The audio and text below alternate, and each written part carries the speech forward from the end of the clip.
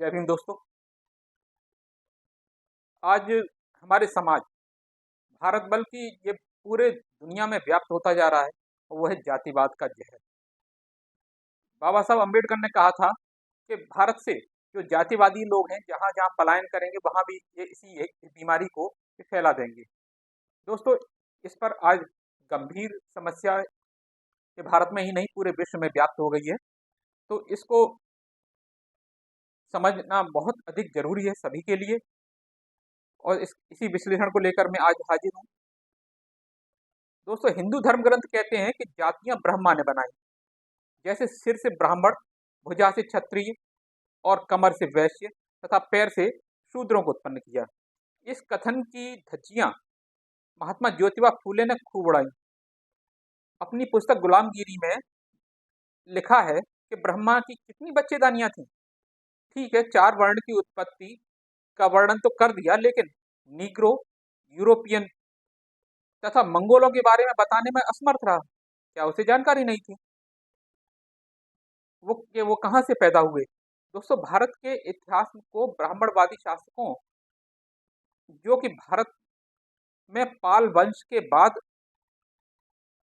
पैदा हुए, उन्होंने नष्ट कर दिया। और शुरुआती कक्षाओं में जो आज पढ़ाया जाता है वो टूटा फूटा ज्ञान और इतिहास ही पढ़ाया जाता है। भारत में एक ट्रेंड बन गया है कि कोई बच्चा कला संवर्ग की पढ़ाई अर्थात आर्ट साइड की पढ़ाई करता है तो उसे कमजोर माना जाता है, और या उसको इग्नोर किया जाता है, उसको ताने दिए जाते हैं। ये ट्रेंड ऐसे ही नहीं फैला, ये एक सोची समझी साजिश और षड्यंत्र के तहत ब्राह्मणवादियों ने ही फैलाया है इसे, ताकि भारतीय इतिहास को आम जनमानस न जान पाए। हमें भारतीय इतिहास की सटीक जानकारी मिलती है विदेशी स्कॉलर्स और यात्रियों से, जो भारत में शिक्षा ग्रहण करने और भ्रमण के लिए आए थे, जैसे अलबरूनी, फाहियान, इत्सिंग, ट्वेंसांग। ये लोग भारत से गए और भारत का यात्रा वृतांत लिखा। और फाहियान, अलबरूनी, इत्सिंग के किसी लेख में भारत में जाति प्रथा का वर्णन नहीं है। अर्थात भारत में जाति प्रथा की शुरुआत मुगल काल से ठीक पहले हुई। विदेशी यात्रियों ने के लेखों से स्पष्ट है कि भारत में उस समय वंश चला करते थे जिनको आज गोत्र कहते हैं। इन वंशों में आपस में राज सत्ता के लिए युद्ध भी होते थे और खून खराबे भी होते थे। दोस्तों, अशोक के शिलालेखों तथा विदेशी यात्रियों के लेखों में वमन शब्द का खूब उल्लेख हुआ है, जिसको ब्रह्मवंशी लोग ब्राह्मण बताते हैं। इस वमन का मतलब है कि विद्वान लोग, उस समय जो विद्वान लोग थे उनको वमन कहा जाता था। आपने देखा होगा एक ही गोत्र कई जातियों में पाए जाते हैं, जैसे चौहान, गौतम, मौर्य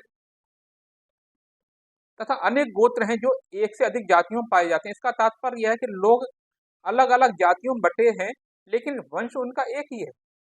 दोस्तों, मुगल काल से पहले ब्राह्मणों ने श्रम का विभाजन करके लोगों को विभाजित करके जातियां बना दी और उनके बीच वैमनस्यता के बीज बो दिए, और जातियां एक दूसरे को नीचे दिखाने में लग गई। दोस्तों, आज का सनातन धर्म और कुछ नहीं, ये महायान का बिगड़ा हुआ रूप ही है।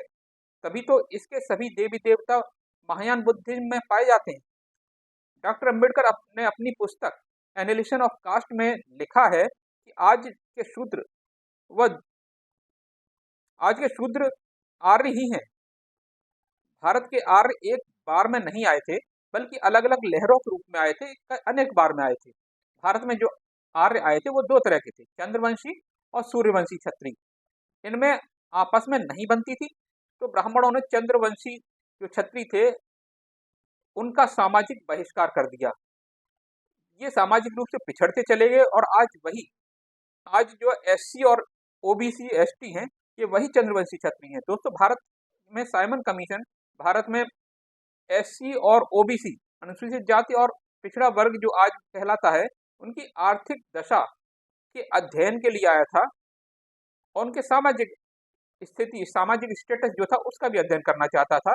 लेकिन गांधी जी ने इसी वर्ग के लोगों को इसके विरोध के लिए उकसा दिया और एक बड़ा विद्रोह खड़ा कर दिया।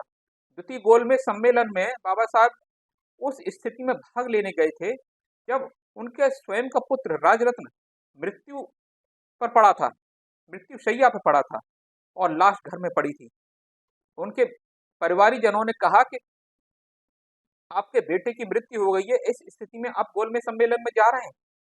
लेकिन उनका जवाब था कि अगर मैं आज अपने एक बेटे की मृत्यु की वजह से रुक गया तो मेरे करोड़ों लाखों बेटों की मृत्यु हो जाएगी। तो इस परिस्थिति में वो विदेश यानी कि गोलमेज सम्मेलन में भाग लेने लंदन गए थे। और धन्य है माता रमाबाई, उन उनके त्याग के बिना भी जो आज अंबेडकर हमारे सामने है वो अंबेडकर कभी बन ना पाते। ऐसी स्थिति में अंबेडकर लंदन गए।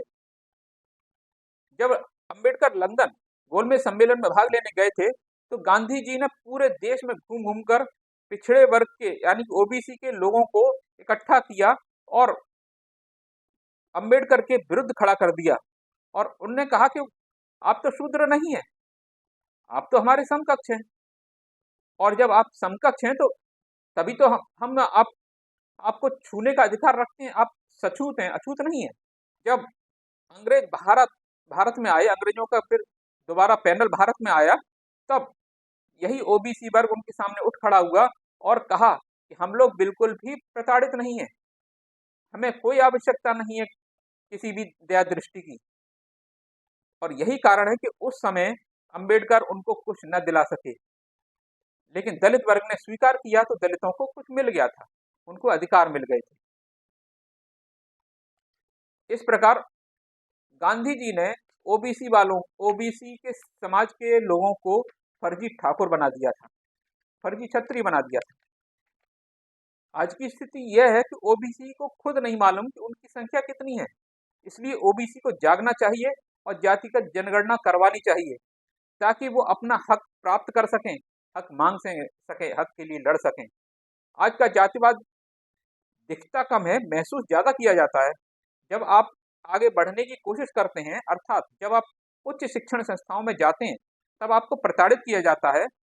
नहीं, यदि प्रताड़ित न किया जाता तो रोहित वेमुला 2016, पायल तड़वी 2019, मेघवाल दर्शन सोलंकी जो IITN था, मुथु कृष्णन 2017 और अनीता 2017 में इन हमारे समाज के छात्रों को मजबूरन आत्महत्याएं करनी पड़ी। ये जो आज का ब्राह्मणवादी सिस्टम है यही उसके लिए जिम्मेदार है, लेकिन उस पर कोई प्रभाव नहीं पड़ा इन आत्महत्याओं से। भारतीय सरकारें जाति के खत्म करने का ड्रामा करती हैं और करती रहेंगी। भारतीय जाति भारत की सच्चाई है जिसको खत्म नहीं किया जा सकता। लेकिन अंबेडकर ने एक ही मूल मंत्र दिया था, यदि जातियां खत्म करनी है तो अंतरजातीय विवाह को बड़े पैमाने पर अपनाना पड़ेगा, तभी जातिवाद का खात्मा किया जा सकता है। लेकिन आज की परिस्थिति देखें तो अंतरजातीय विवाह के नाम पर हॉरर किलिंग की जाती है, ऑनर किलिंग की जाती है। आए दिन कोई न कोई घटनाएं इस तरह की सामने आती ही रहती हैं। और तो आज के परिवेश को देखते हुए ये दूर की कौड़ी लगती है और लगता नहीं कि कभी जाति खत्म होगी। और जब जाति खत्म नहीं होगी तो उसको मानना चाहिए और जातिगत जनगणना करवानी चाहिए, जिससे दूध का दूध पानी का पानी हो सके।